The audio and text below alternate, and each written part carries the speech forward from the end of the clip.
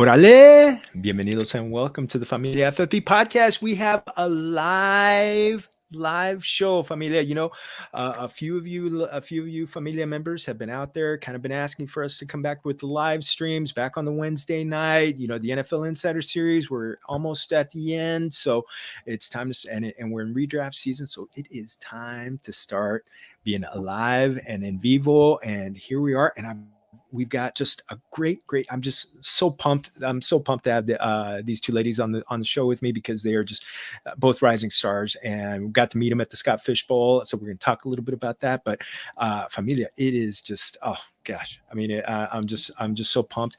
And first off, I just want to give a quick shout out to our amigos at Fantasy Points. Make sure when you go to fantasypoints.com, you put in the promo code Familia22, Familia22 if you want to put it in Spanish, and you put in and you get 10% off, and you're going to get some of the great fantasy minds out there.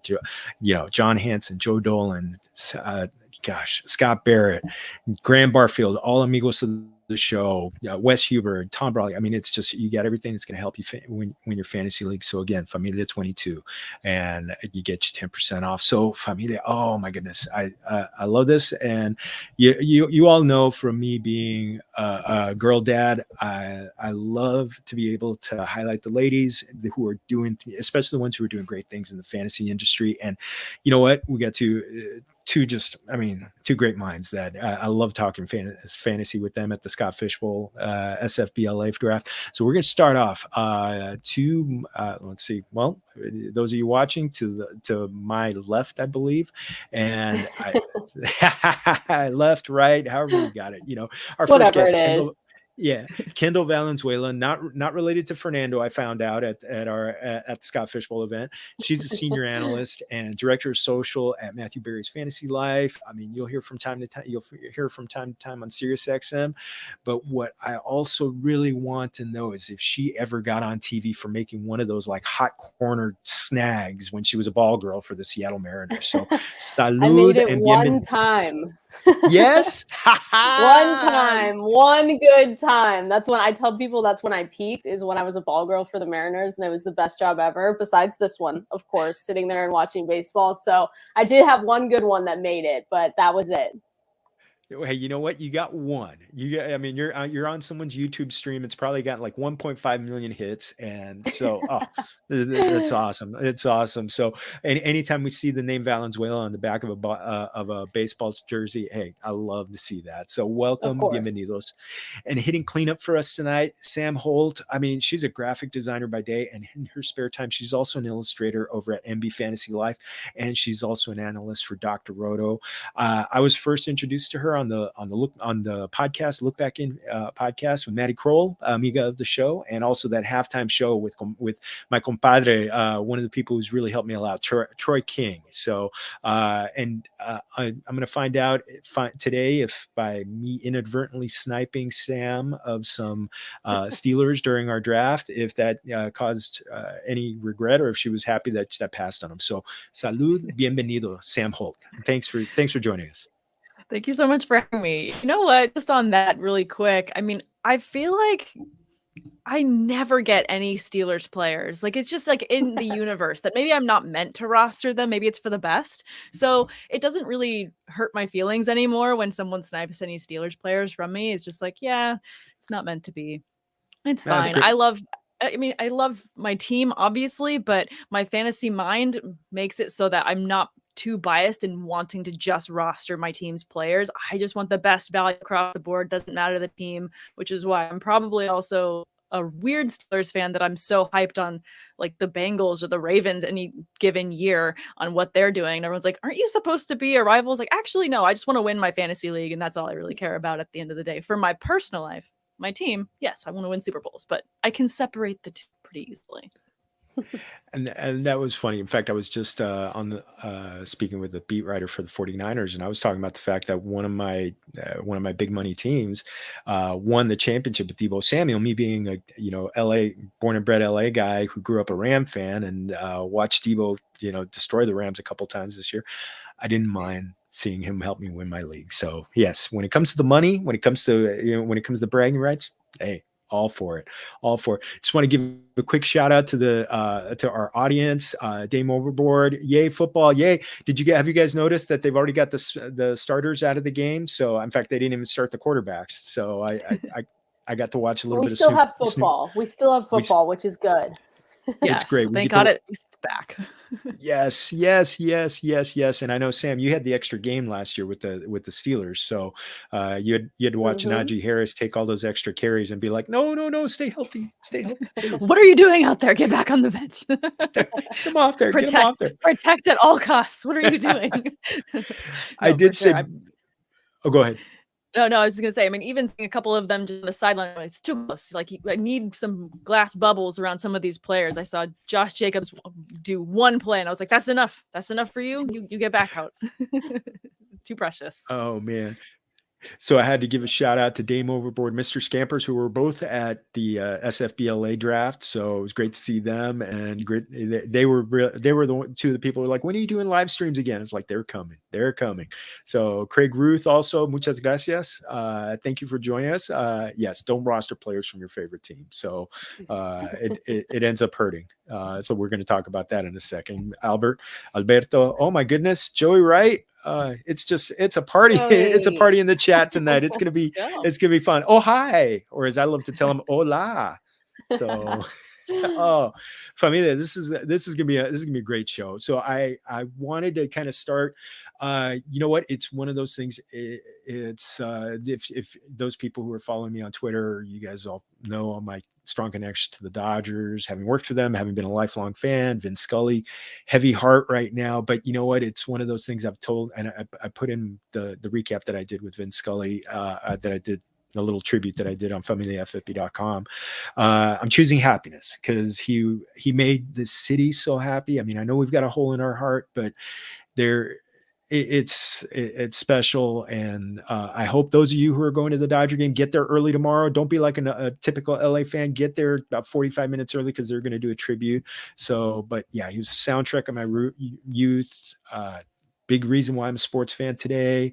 I got to know him a little bit, and the thing I reflect on most about him is that he made everybody he met to feel like the most important person in the world. And I love the man like a family member, and I wish him eternal rest. And so I know you're both Angelinos, so you're kind of feeling a little bit. So I'd love to see if you had anything to add about, kind of like his impact and what you've seen kind of come through on Vin Scully the last couple of days. I just think the outpouring, right? You say you choose happiness, and I think that's the best way to look at it, because what great memories you have with him. You were talking to me before the show, and great memories that probably everyone has, like far and wide, coming to Dodger Stadium from far away, from living here. It's great. I remember one of my favorite broadcasters when Dave Niehaus passed away for the Mariners. It was a tough day. And same with Vin, though. He had an impact on every person, it seems like. No matter who they were, he touched their lives in some sort of way. And so I love that you choose happiness. I wish, I'm trying to go tomorrow because I think that would be an incredible opportunity. But he will be severely missed, and good on you for happiness. And I choose the same thing. I was watching some of his, best calls throughout his years, and you just can't stop. I had to stop because you can go for days with watching those, and I had to stop. But choosing happiness and choosing to be able to listen to him again is a great way to go. And that's the beauty of YouTube. You just get so much. Sam, any thoughts you want to add? Yeah, Vin's voice, is something that, I think we're all just very blessed to have gotten to enjoy as much of it as we could, depending on where we picked up baseball or picked up any Dodgers baseball throughout our lives. So we're just lucky to have had that voice in the background of our hearts as we're driving down the 405 and you hear him on the radio, or you turn on the TV and you hear him. It's just this warm feeling of family almost when you have someone like Vin, the way that he was a mentor of the game, the way that he mentored people around him. You hear so many people sharing stories this week of the ways that he impacted them throughout their life. So it's amazing when you get to see these people touch everyone in so many different ways positively, that you're just grateful for having been able to see some of the light, to have some of that touch you in some way, you feel very grateful for the experience. So I think for myself, I'm just grateful that during my life, I got to hear him as much as I did. I felt very similar to how I felt when Chakern passed. You know, it was just, you know, you just all of a sudden feel like the wind is out of the room, and it's just, you have to take a minute to like let it come back in. But again, choosing light, choosing happiness, and just being grateful that we got to experience them when we did. And, you know, just knowing that, you know, they were amazing people, and people still love and will constantly think of them. They will never be forgotten. And I think that's what real true legends are. When they pass, you know, like, even though they're gone, they're never really gone for us. So that's kind of an amazing feeling to know that they impacted so many people. Oh, beautiful words, ladies. Beautiful words. Thank you. Thank you for sharing that. That was fantastic. So I want to get into a quick thing before we talk a little bit about Scott Fishbowl, where we're going to try and tear one another apart on a weekly basis. But a little bit of our news section we like to call chisme, which is gossip in Spanish for our familia who is learning the second language. But a couple of things. Kind of Matthew Stafford having an elbow issue that he's not going to throw a little bit for a week. And this is going to be, I think I'm starting as someone who's followed the Rams and really follows the Rams very closely, being in LA. I think this is I'm not at DEFCON 5, but I'm not at DEFCON 1 anymore. Kendall, is there a worry? When do you start to worry? You know, it's training camp, so I always take things with a grain of salt. But then when, you know, McVay comes out and says, yeah, this is something that we're going to monitor, it's then something that we have to start monitoring. And Sam knows, you know, it's just something to watch for, right? Because I'm like you guys. I have a ton of, in my underdog drafts, I have a ton of Matthew Stafford. I have a ton of stacks with Cooper Kupp. It's just something that you definitely have to watch for. Makes me nervous because I even asked you before the show, I go, who's their backup quarterback? And it was just like, well, they can't go down that road. Like, we're hoping that never happens. It is something that you have to watch for and monitor and think, okay, if Matthew Stafford isn't going to be the same as last year, how far down the line do you go to say, we know that this many reps for Cooper Kupp is going to go down a little bit if he's not his prime self. So that's what I'm watching for, especially during training camp and those first few, even though they don't mean a ton, but those first few pre-games before the real season starts, that's what I'm going to watch for, definitely. And Sam, you had to actually really live it for about 3 years, the last 3 years with Big Ben. Oh yeah, used to subpar quarterback play. Is that what you mean? Well, elbow issues that really impacting. Sure. You know, I feel like this is LA getting used to probably what Detroit was used to for the last however many years it's been. It's been a very long time that, you know, was it 10 years that he's with the Lions? Yeah. Matthew Stafford is a very, very tough competitor who has dealt with a multitude of injuries over the years and played through a lot of them. So I feel like this was, you know, LA being very precious with their star quarterback, and I understand and appreciate them limiting his reps. And I think that that's just a veteran move at this point. But I'm not worried at all. I'm not going to lose sleep over it. Am I still going to draft Matthew Stafford? Yes. With the way I'm drafting Matt Stafford, though, I'm also kind of doubling down on quarterbacks. Usually in most formats, I'm backing him up with someone else. So if I'm drafting him, would I take my second quarterback a little bit sooner? Maybe. Just depends on how the draft falls. But I'm not worried this point in the season before we even get anything else going. It's not really worrying me. Just based on his past injury history and how he's handled it, his level of play through that adversity, I'm really not worried about it. Yeah, I think I also kind of think back to last year with Dak Prescott, where he got hurt right at his lat muscle, and he didn't throw at all during training camp. And then the first game he throws for 400 yards against the reigning champs. So exactly.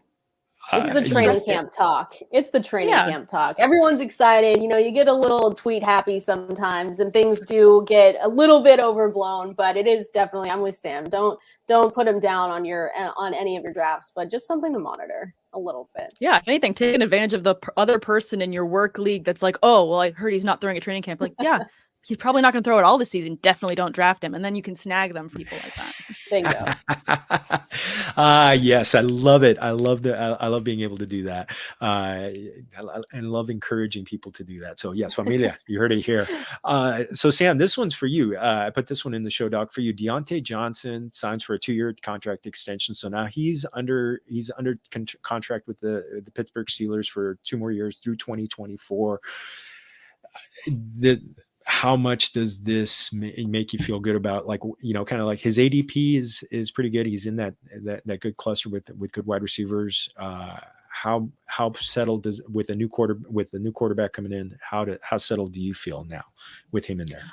I mean, I just feel very good. Like, I felt like he deserved to get paid, so I was hoping that we just got that out of the way. I think that the last, let's say, 5 years, the Steelers have had a pretty consistent, sometimes media blitz over players in particular, whether it be about money or not. I won't name other names, but as soon as we can nip that in the bud and just move on with the season, I just appreciate us getting that through. And there's no questions, there's no concerns. He is the undisputed #1 wide receiver in the group. I'm excited to see him play this season, whether it be with Trubisky or Pickett under center. I have full confidence that, you know, he is going to hit his numbers that he needs to hit. That's going to make the ADP worth where you're going to take him in your drafts. Kendall, have you been snapping him up too? I have been if he's available and he's there. And I always like when guys get paid, because now he's the 6th wide receiver from that draft class. I think the 2019 draft class that out of the first round got those big money contracts, because we saw it with Debo, we saw it with DK, Hunter Renfrow. So I was excited. I always love when guys get paid. He deserved it. Like Sam said, it's something that should have happened, and it did. Thankfully, last one wrapped it up. But I'm taking him at ADP. Sometimes he's been falling a little bit. I don't know with you guys, but in some of mine, he's been falling just a little bit. So if I can get him outside of his ADP too, I don't usually jump for him. I won't go out of my way. But if he's there and if he's falling a little, he's definitely someone that I want a good portion to be on my underdog drafts. No, 100%. I saw a comment in the chat from Mr. Scampers saying, Sam, thoughts on Mason Rudolph possibly starting? When I say that I laughed out loud when I read that tweet come through, the laughing out loud, like, it was the kind where, like, my head fell back and laughing out loud. Like, that, it's not happening. It's a nice, sweet thought. Oh yeah, he's gonna get started. It's not happening. Not a chance. Not a chance. They just need something to, like, make the trade sweeter when someone wants him. They're like, he looks really good. He could be our starter. Yeah, exactly. Really good, you know, just throwing a little chum in the water to see who's gonna bite. I'm not biting. It's not happening. Don't do it. Possibly the Rams. So yeah. We'll see. I do like Pickens though. I see that comment from Joey. I love Pickens right now too. Sam, I hope you're excited. I am overly excited maybe, but I really like Pickens. And it's the training camp hype, but seeing things out there, I'm like, I really like Pickens on that team. I do too. And I think the way that I look at least the way that Tomlin has worked his receivers into the mix over the years, I'm excited, but I'm also just like, it's kind of like I got something in the crock pot and I just can't wait to enjoy it later. I feel like this year he's going to be good, but year 2 is probably gonna be even better. So that's why I'm like, this is like a slow cook, slow burn excitement for me. So I'm just like, yes, keep getting the hype. I like it. Because I think we're with him, I think we're over a year past his ACL's injury. So he's going to be, Edwin Porras told me like 12 to 15 months is when they're kind of like completely healed. So I think he might be around there, but yeah, I mean, it's gonna be a crowded room. I hope there's enough footballs to go around. Hopefully Trubisky and Pickett may come up. So we're going to be talking about them. Hopefully Pickett, right, Sam?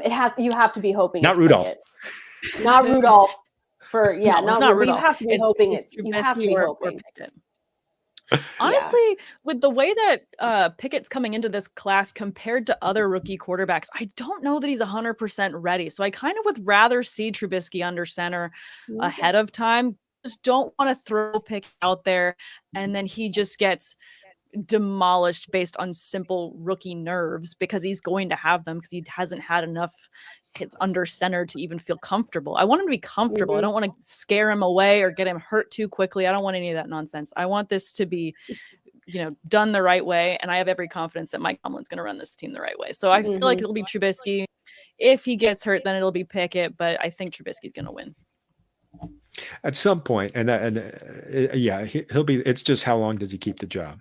Does he keep the job the whole way through? So we're gonna find out. We're gonna, because actually, Sam, you and I have we have different dogs in the show when it comes to Scott Fishbowl. So we're gonna talk about that one. So let's get into talking about the Scott Fishbowl. So I mean, first off, I just kind of wanted to get like overall. I mean, it was such an incredible day. I mean, people, if you've seen the hype video that the Trophy Smack people, shout out to Trophy Smack, shout out to Scott Fish for coming out from Minnesota for this. But overall thoughts on what really was a special day, especially live drafts are back. Yes. Yeah, it was so fun. It was so fun. It was my first one because I think you guys had both done a couple, if I'm correct, right? And one. So you'd done one, Sam? Yeah. This was my third or fourth year in Scott Fishbowl, but this is the first like live draft I did in this type of scenario, and it was such a fun energy to have 4 simultaneous drafts with the caliber of analysts and fans and everyone together. It was just so much fun, and Trophy Smack did an amazing job putting on. Plus, their offices are insanely enviable for anyone that's got a boring office job. I want to go back. It's so fun. I want to go back just to like, hey, we're coming. Yeah, I couldn't believe pinball and asteroids and its pool table. I mean, it's just like, how did they get anything done? I don't. It's awesome. I know. You guys get any? You're just here having fun all day. Yeah, exactly. Who's having? Yeah, they're having way too much fun. Yeah, it was. I love the experience. I just just walking in and just seeing all these people that you've known via Twitter. And to me, one of the funniest things that happened is like, Scott came up. I've been there 5 minutes, and Scott came up to me and thanks me for coming out. I'm just like, excuse me. It's like I'm like, I've seen you in the chat and a couple of other shows that I've been on, but come on, you're the guest of honor, and don't thank me for being here. So yeah, what was created it's so fun. It's so fun. I was so glad to even get the invite and then to be able to see you guys there and have everyone else there. I now can't draft any other way. That's the thing. Now it's ruined me for life, and we'll have to just text each other every year and just say we have to go somewhere cool because I can't do it any other way now. Or we just ask Trophy Smack, please. Exactly. Do it again. This time 5 drafts, 6 drafts, everything. We'll draft in the on the billiards table or something like that. So yeah, it was too cool. Perfect. So we all had the one thing that we had our feats of skill, and it turned out that all 4 of us picked in the first 4 picks. So Kendall, did you have any strategic thoughts into your draft position and any early strategy that you wanted for the first few rounds? Yeah, well, first of all, I was bad at all the games. So I picked near last. I picked my draft position. If people don't know, we had to play games to even pick our draft position. But I think my thoughts going in were that I was watching all the other live drafts. We were lucky enough to be a week after most drafts. So I watched a lot of them.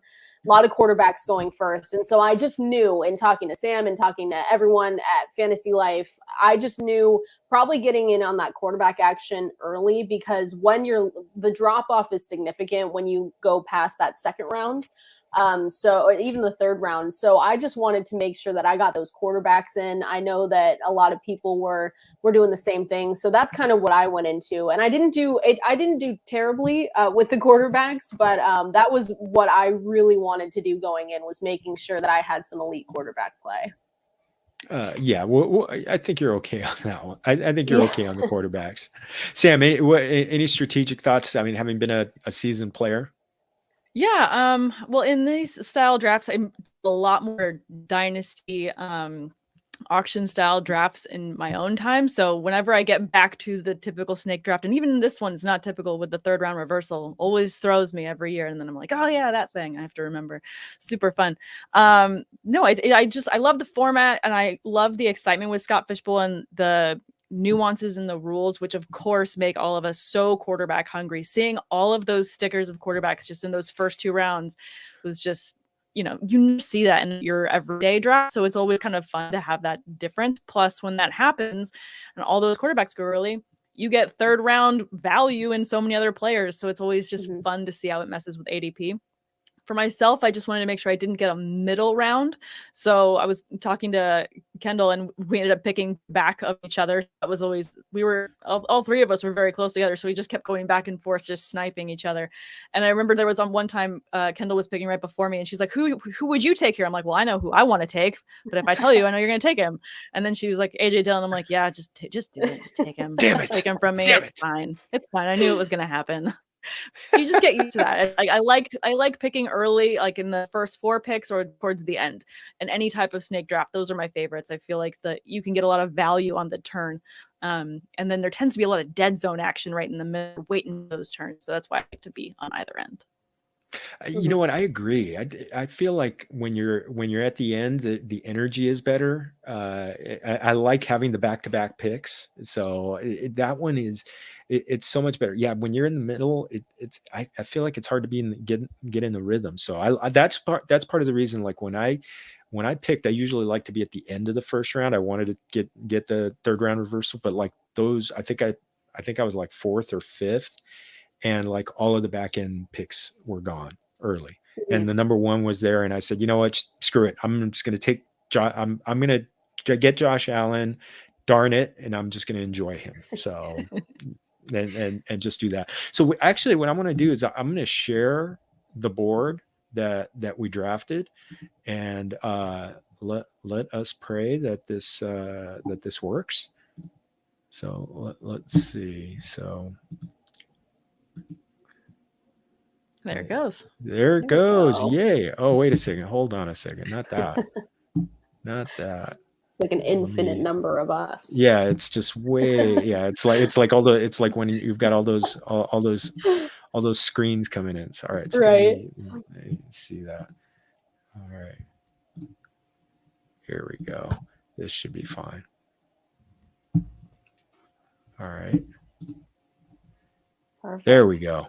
Nice. So first round, I went Josh Allen, and the two of you went Sam, Patrick Mahomes, Joe Burrow. Both of you. Thoughts on those? I'll go first. I mean, I think I never actually get Patrick Mahomes in a lot of my drafts. So seeing him at 3, I was like understanding how I knew the rest of the draft was going to go, that if I didn't take one of the top 3 quarterbacks there, I was going to regret it later. I just knew I had to do it. So for me, it was kind of a no-brainer to just go ahead and make that pick right there. It's because of the format of this league specifically, you're going to do yourself a detriment not take quarterback early. I've done it years in the past saying, oh, I'm going to wait on quarterback. I know how I like to draft in these things. No. I've literally come in very dead last every single time I do that. So this year I was like, we're going double back-to-back quarterback no matter what. And it was like, that was the Post-it note in my pocket of like, get 2 quarterbacks. Don't leave into round 3 without 2 quarterbacks. So that was my positioning for that one. I liked Sam's. I liked Sam's. I think the way it fell with you taking Allen first, then Herbert, then Mahomes, then I went with Burrow. I think that one for me, I was considering Lamar, but I did like Burrow a little bit more. But Sam's back-to-back, that's what I was like, damn, she did it right. She got the Mahomes Lance, and those are really strong quarterbacks that you can get there. And even with the Herbert Cousins, like there were so many quarterbacks going off the board so fast. So I think I did Burrow. I like that one still, even though now he's minus an appendix, but that's okay. We still trust him. And then CMC fell to me in that second round. So that's where I had to make that decision. I was like looking at Sam. I was like, what do I do here?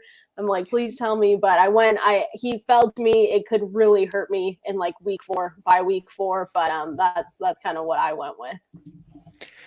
I think it was a good move for you to take CMC there, to be honest. I mean, at least the way that third round reversal went too, you had a good chance of ending up with still a top tier quarterback. And what I like about Fields is, there's just upside there.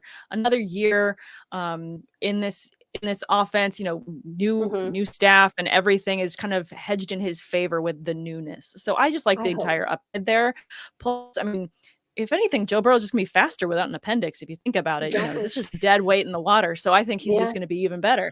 As someone that has a lot of stomach issues, like I would love to get rid of mine one day. It'd be great. So to me, he's probably just gonna be even faster. And like, I love it. So I love your quarterback stack there. I think that's good. And CMC coming off of his injury. The only thing about him that kind of bugs me is it's going to sound weird, is he didn't have surgery, which is going to sound weird, like be annoyed by that. But I'm very concerned with soft tissue injuries when you don't have something that's like, okay, we went in and we fixed this. So it's kind of, that's the only question mark for me in other leagues with him. But, he says he feels great. He's never felt better. So I wouldn't let that be a rating cloud for you all.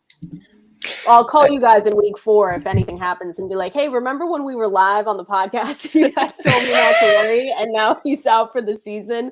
No, but I agree with you, Sam. And in other forms, that's why, sometimes I'm a Derrick Henry truther, not in this format at all. Obviously, you want to go with that high upside, and CMC has it. But that's why I tell people, I'm like, you can't tell me that you have a lot more faith in Christian McCaffrey than you do with Derrick Henry, because Derrick Henry at least came back for the playoffs. He wasn't 100%, obviously, probably not even 60%, but at least he was there. So that's my argument. But yeah, I'm going to call you guys if it's week 6 and he's gone, and I'll say, remember?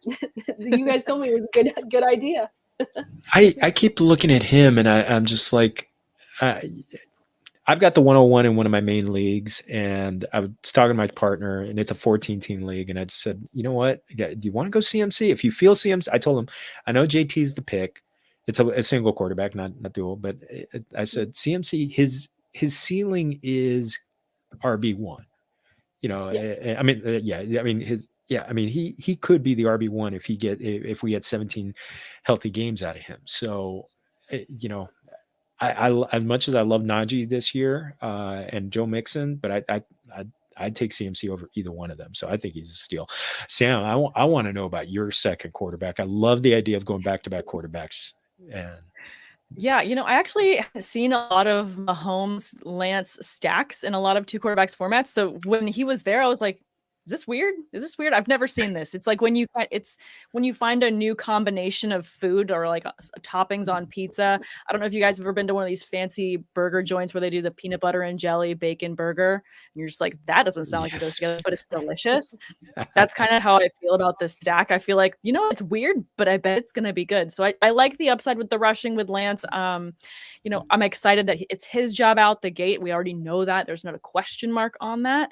And I think that the volume that I'm going to have with Mahomes having to keep up with the volume he needs to put out there without Tyreek Hill and having to get everybody involved, I think that's just going to help with his overall yards as well. Yeah, that one, I'm very intrigued by that one because he could explode this year. I mean, he could literally explode. So that one's a great pick. And you guys, and he was actually the guy I was sitting on. I thought, if he could get to me, I'm grabbing him to pair him with Josh Allen. And you grabbed him. So I did not utter a curse word. It was not me who said that at that point, even though I was sitting at the wrong table. But yes, I love that pick. That's why I went Austin Eckler where I did, because I thought, you know what? I'm going to see what quarterback comes back to me in round 3. And I just was like, I'm just going to wait.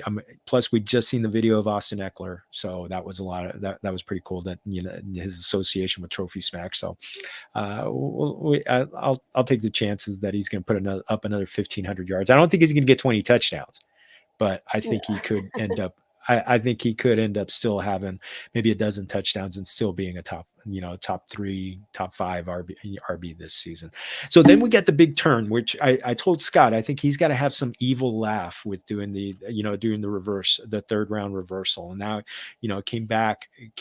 And now, Kendall, you're sniping Sam.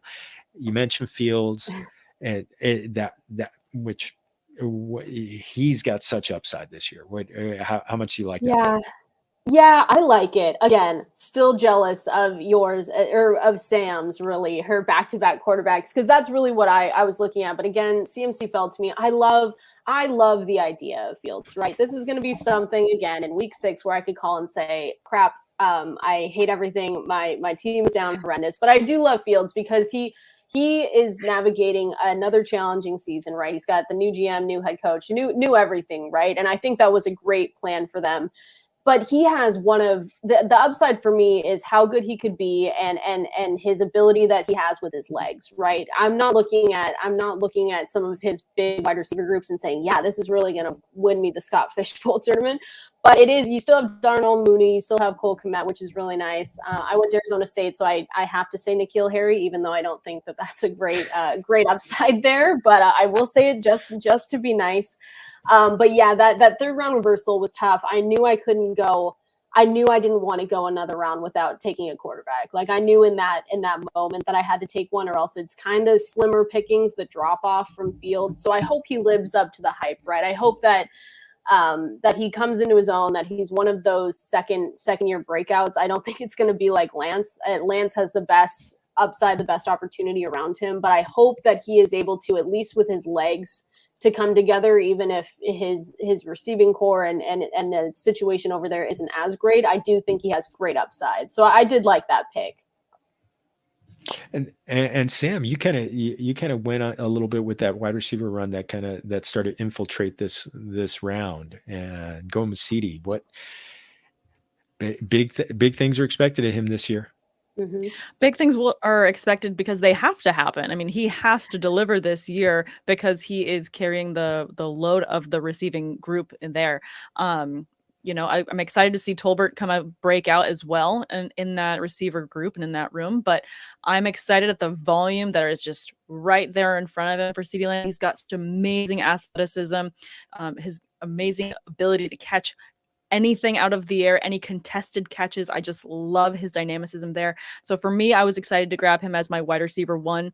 As soon as I saw him there, I was like, yes, add to cart. No regrets. Like moving on. So many targets on the team that had the second most passing yards as a team last year. So yeah, and he's so going many to be targets. awesome. So many targets. He's going to be awesome. He's going to be great. In some of my underdogs, I'm taking him ahead of like the Dalvin Cooks, the Najees, because the upside there, Sam, is just like there. Who else? You said it. Who else is there? Exactly. I feel like that's kind of the name for my team in this league is swinging for upside, because there's a lot of picks in here where you're like, I hope you get them starting at some point. But I think that's basically like the motto of my roster this year is we're going for upside. Hey, upside wins championships, right? You know, if everybody, if half the players meet their upside, you're going to be okay. You're going to be okay. Yeah. So if you get a Deebo Samuel or a Cooper Kupp later in the draft, this year's version, we'll see. Because those wide receivers seem to be falling. But yeah, in the third round to get CeeDee Lamb is great. So you mentioned kind of like, you know, who's left. And I really felt that way getting Trevor Lawrence where I did. And because like you looked at the next 2 rounds, it's like there's not too many quarterbacks taken. So it's just exactly. I'm glad he didn't play today, so they kept him under bubble wrap. So I'm feeling good about that one. That one's, you know, hopefully a home run ball. I'm not expecting him to be Josh Allen this year, but fingers crossed. High upside. Yeah. But because you have Josh Allen, you don't need him to be Josh Allen. You just like, I think this second quarterback off the board is just the aiming for upside for a lot of people. We've got our perfect safety blankets to begin with, and then everything else is just hoping for upside. So, I mean, I think that Lawrence it's only going to go up from last year. So if you're only going up, it's got to be better. You hope and so. I got some positive reports from training camp from the beat writer with the Jaguars. So I'm fingers crossed. So I'm thinking good things, thinking good thoughts. Exactly. Saquon Barkley is the one that I've been grabbing a lot. I've had kind of a strategy of kind of like a hero RB unless I could get Saquon in the second or third round, in which case I want to pair him up, and then I just hammer receiver and tight end. The offense has to be better. Offense just has to be better. And I thought, you know what, after this, I'm going to go crazy with wide receivers, which I ended up doing, the two of you went running back receiver after this, Chubb and Deebo Samuel back to back. I love the thought process on these. Yeah. I mean, for me at least, like I got Christian McCaffrey and then I said, okay, there's my hero. Hopefully, again, hopefully there's my hero RB. So then I said I need to stack up, and then it just went Debo, it went AJ Brown, it went DJ Moore, and I just went on that run hoping that my running back situation is good all season. Debo Samuel getting his new deal, that was perfect for me. I was a little nervous there for a second, but I knew something would get done. I love AJ Brown and the potential there. Same with DJ Moore. So that was kind of what I was thinking. Is I knew I needed to go that way, especially. I mean, Sam gets CeeDee Lamb, and it's like, okay, you got to get some guys with a lot of targets, a lot of things that can help you out. So that's how it went for me, and I liked it. And Sam, I like what you did with your next few picks with Chubb and Kamara, and even beyond that. What are any of them that you were kind of surprised that they fell to you at that point? I think I was surprised at how far Godwin fell. I mean, knowing that, he could end up on the PUP list and not play for 6 weeks, like that's, still question mark, still in the air. All signs are pointing positively right now for his injury. It's just when he is healthy, he is going to be a very dominant factor. It's kind of like with the injury, he got forgotten and everyone's like, this is Mike Evans' year. I'm like, it's Mike Evans' couple weeks. But then Godwin's going to be right in there taking away all these targets. So I was really excited to get him where I did. Similar with Kamara. I mean, it's all signs looking positively that he is not going to be missing any time this season. Knock on wood, or knock on something near me so that doesn't jinx it for myself. Also, between Lamb and Chubb, they're both going to have amazing volume for their respective positions. And I wanted that volume guaranteed built into those positions. It was the reason why I also kind of punted the tight end position, which is kind of the opposite that you're supposed to do in Scott Fishbowl, is because you get the tight end upside. I didn't get one until very late. So I was like, I am stacking up at my other positions because I just wanted to have that depth. I wanted to have that value. I just felt like the opportunity was too good to pass up. And that was one I felt like I kind of sniped you on Pat Freiermuth. Where I was kind of like, okay, I think I took that one. I was hoping he'd come back around, and he did not, but it's okay. It's okay. No hard feelings. But you know what? If I had it to do over again, I might have still taken Freiermuth, but I Familia, I'm going to make an admission here. It's a mea culpa. I passed on Gabe Davis. Could have stacked him with Josh Allen, and that wasn't your fault though. You did not see him. I didn't. My computer was having Wi-Fi issues, so I was drafting off my phone for that point, and yeah, Austin, Amon-Ra St. Brown and Freiermuth were high. I wanted to get a tight end in there, and then Gabe Davis was too far down, and so that kind of ruined the rest of my afternoon. But hanging out with you people was kind of cool anyway, so that made up for it. So yeah, that was the thing. When to draft a tight end, and Kendall, you went Gesicki there in the 8th round, which I think that's an interesting pick. It's interesting. Yeah, it wasn't, again, it's something that I also just said, you know what, the drop off when you took Freiermuth, that was kind of the guy I was targeting. And then the drop off from there, and Gesicki is okay. The training camp reports are not great for me recently with Gesicki. So that one was, tight end is a little tough. Same with David Njoku with all the situation going on in Cleveland. Not great. And then I think I wrap things up with Trey McBride, which makes it even worse because he's had some bad reports recently. So yeah, tight end, like Sam said, was something that I also kind of punted on a little bit with Gesicki there. I just said, okay, let's pick him up and hope that he has enough targets to make it worthwhile. Again, reports are not as great recently, but I still like that pick. David Njoku is one of those guys that could be a sleeper, but with the quarterback situation, it's going to be super weird. He has all the means to do well this season, especially with everyone going away from there and him being the main target. But it'll be interesting how that all works out in the tight end position. Yeah, when we're still in the first 10 rounds, do you all recall being sniped or anything, or players that fell to you that you were like, yes? Any one player that kind of came to you in the quick draft part?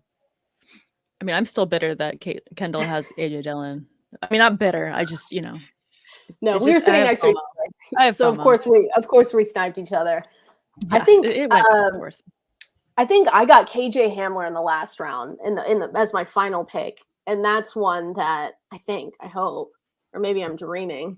Yeah, No, I did. Yeah, I yeah. did. Yeah, KJ Hamler. So that's one that, especially with the Tim Patrick news, that's one that potentially could help a lot. I know he was on PUP and got taken off and he's practicing still, but that one could I could reap the rewards on that one, hopefully. Any of you, Sam? Any, I definitely wanted to get Gabe Davis if I could, and he got taken, right before I took Godwin. But I was really happy with the way that a lot of this fell. There can tend to be some dead zones when you're going through drafts, and I think looking at the Damian Harris pick for me after Godwin, that was kind of a pivot moment where I was like, you know what, I wasn't loving certain receiver, didn't want to reach on others. So for me, I was like, okay, this is a running back depth move right here, where it's not a sexy name, but this is someone that's going to have, consistent carries and I can lean on later in the season. So for me, I was like, all right, we just need to understand later value during the season value than just the sexy name in the draft. So I think that's an area where people need to also be aware of where they are comfortable with taking a reach or making a pivot when you enter a dead zone of a draft.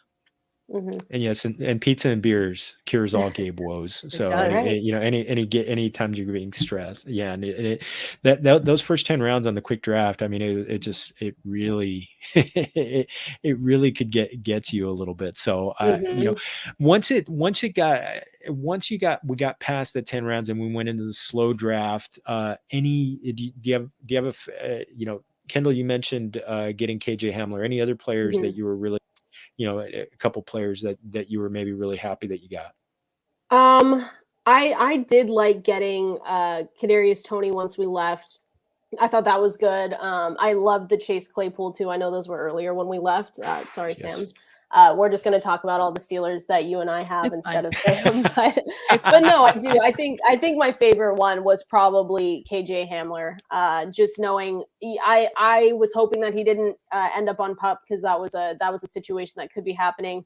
Now he's off. Unfortunately, Tim Patrick's done for the year with that ACL. So I think that's one that I was just couldn't believe that he was still there at the end. Understandable why he was still there, but I'm excited now for how things have worked out. Not excited for Tim Patrick, but excited how things could work out with him. How about you, Sam? Any ones that you were a little extra happy about? A little extra happy about. I mean, I'm just a constant fan of Robert Woods. So anytime I can just roster Robert Woods just so I can have my security blanket with me for the season makes me feel really good. So for me, he's won me leagues in the past. So it's just like, okay, like I've got my good luck charm on this season. I've got my Robert Woods share. So I feel pretty good about that. I think he was a pick that I was just, that was a pick I made smiling and I was like, yeah, I got my guy. I'm good. And by the way, did you see the video of him making a great leaping catch and he landed and there was no knee brace on his leg? So I did not see that, but that makes me excited. I'm going to go find that video after this. Yes. It was from the Titans official account. So go look at that. And they even slow-moed him coming down to the ground. So it was just kind of nice. I actually tagged Edwin Porras and I was like, look, no knee brace, no knee brace. Is that good? So no brace. We got it. Yeah, no brace. So I had a couple where I was just kind of that I was really thrilled about. I mean, Damian Pierce, I've been grabbing him a lot. I think someone's got to take, even though I think they're going to end up with a lot of shootouts, but I think someone's got to tote the rock.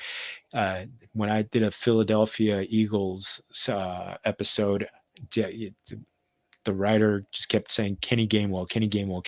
He's going to be, maybe he's not Austin Eckler 2021, but maybe he's Austin Eckler like I think it was 2017 when he broke out. So it's one of those. And we could talk about how we sniped Sam. I got Pickens. I had gotten Deontay Johnson earlier, but Trubisky. I got Trubisky. You got Pickett. Sam, should we put a little wager as to who gets more starts this season? who plays in more games by the end of the season? Yeah. Yeah, we can do a little friendly wager. I'm down for that. I'm willing to put a beer bet down on that one. So yes, Beer bet. It's right there. Nice. Put it on the board. Beer bet. Put it on the board. Yes, put it on the board. Just love it. And I know one guy that I was getting a lot I keep getting at the end of underdog drafts is Romeo Dubs. I keep getting good. We keep seeing good reports on him. So, Yeah. oh my goodness, ladies, I was too ambitious on the. Let's. I was overly ambitious, and I know Sam, you've got a heart out on this one, but I wanted to close up shop on a real quick. Well, one real quick general fantasy question, before we start trash talking one another for the season and all the friendly trash talk. But yeah, it's all for good cause. But what's your favorite strategy going into redraft for single QB? So, Kendall, do you have a favorite one? Hero, zero? I like a hero. I like a hero or a zero. Going into fantasy life, that's been something that I've learned. They all love zero RB. It's something I'm getting used to, but I do love a hero. I just, going into any redraft, my strategy is making sure that I'm able to pivot.